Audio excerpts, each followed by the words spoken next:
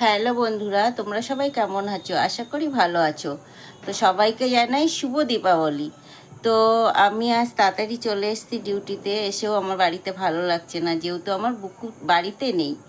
ও গেছে দুর্গাপুজোর আগেই ও দাদুর বাড়িতে চলে গেছে, আমার কাজের খুব চাপ ছিল। তো রাত 12টা, 1টা, 2টো, 3টের সময় আমি বাড়িতে চলে আসতাম, ভোর 5টায় বেরিয়ে যেতাম। তো এখন আমার আর দুদিন আছে, যেহেতু দুদিন পরে আমার কাজের চাপটা অনেকটাই কমে যাবে, তখন আমার বুকুকে আমার কাছে নিয়ে আসতে পারবো।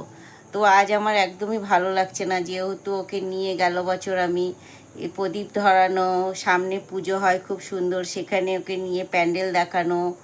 অবশ্য বাজি ফাটে, ওর ভয় করে, ভয় করলেও তবু আমার পাশে থাকে, খুব ভালো লাগে। এই বছর আমি খুব মিস করছি ওকে, যেহেতু আমার কাজের প্রচুর চাপ ছিল বলে ওকে আমি ওর দাদুর